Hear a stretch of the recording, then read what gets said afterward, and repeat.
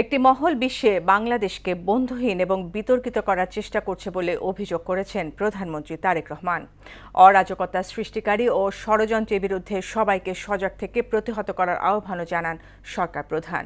বিকেলে নয়াপল্টনে শ্রমিক সমাবেশে তিনি আরও বলেন, পতিত স্বৈরাচার সরকার শ্রমিক সহ সবার অধিকার খর্ব করেছে। আরও জানাচ্ছেন হুমায়ুন কবির।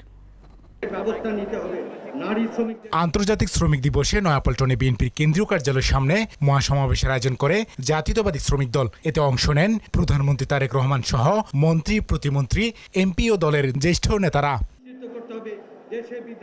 শ্রমিকদের ভাগ্য পরিবর্তনের মাধ্যমে তারেক রহমানের নেতৃত্বে বাংলাদেশ এগিয়ে যাবে বলে প্রত্যাশা করেন মন্ত্রী, প্রতিমন্ত্রী, প্রধানমন্ত্রী, রাজনৈতিক উপদেষ্টা ও সংসদ সদস্যরা। বিএনপি নির্বাচনী ইস্তাহারে শ্রমজীবী মানুষের কল্যাণে যেসব কিছু করার প্রতিশ্রুতি দেওয়া হয়েছে সেইটুকু পাওয়া গেলে আমার শ্রমজীবী কর্মজীবী মানুষের আপাতত আর তেমন কোনো সমস্যা থাকবে না।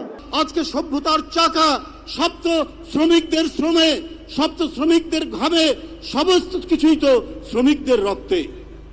তাদের ন্যূনতম মজুরি এটা নিশ্চিত করা দরকার। উৎপাদনের শক্তিশালী হাত হচ্ছে শ্রমিকেরা, এবং উৎপাদন ব্যতিরেকে কোনো দেশের জিডিপি গ্রোথ উপরের দিকে যেতে পারে না। এই সময় স্থানীয় সরকার, পল্লী উন্নয়ন ও সমবায় মন্ত্রী এবং বিএনপি মহাসচিব মির্জা ফখরুল ইসলাম আলমগীর জানান, ধ্বংসস্তূপ থেকে তারেক রহমানের নেতৃত্বে ঘুরে দাঁড়াচ্ছে বাংলাদেশ। আজকে সারা বাংলাদেশ একটা ধ্বংসস্তূপের মধ্য থেকে উঠে দাঁড়াতে শুরু করেছে আপনার নেতৃত্বে। আমাদের কৃষি ধ্বংস হয়ে গিয়েছিল, আমাদের শিল্প ধ্বংস হয়ে গিয়েছিল, আমাদের ব্যাংক বিমা ধ্বংস হয়ে গিয়েছিল, আমাদের অর্থনীতি একেবারে তলানিতে চলে গিয়েছিল। প্রধানমন্ত্রী তারেক রহমান তার বক্তব্যে বিগত দিনে শ্রমিকদের অধিকার খর্বের অভিযোগ করে জানান, বেকারত্ব দূর করতে বন্ধ হওয়া সব কলকারখানা পর্যায়ক্রমে চালু করবে সরকার। আমরা দেখেছি কিভাবে দেশের শিল্প কলকারখানাগুলোকে ধীরে ধীরে বন্ধ করে দেওয়া হয়েছিল এবং এক পর্যায়ে গিয়ে ধ্বংস করে দেওয়া হয়েছিল, এবং বিদেশি জিনিসকে কিভাবে এই দেশে আমদানি নির্ভর করে হয়েছিল, এই দেশের পুরো অর্থনীতিকে কিভাবে ধীরে ধীরে আমদানি নির্ভর করে গড়ে তোলা হয়েছিল।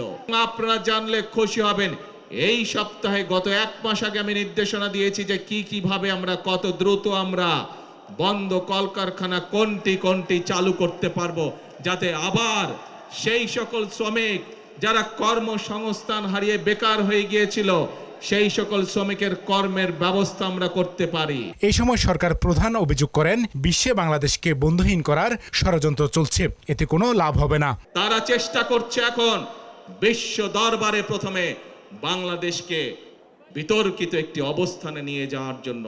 তারা চেষ্টা করছে বিশ্ব দরবারে বাংলাদেশ যাতে বন্ধুহীন হয়ে পড়ে, কিন্তু বিশ্ব দরবার দেখছে বর্তমান সরকারের পেছনে বাংলাদেশের মানুষের, জনগণের সমর্থন রয়েছে।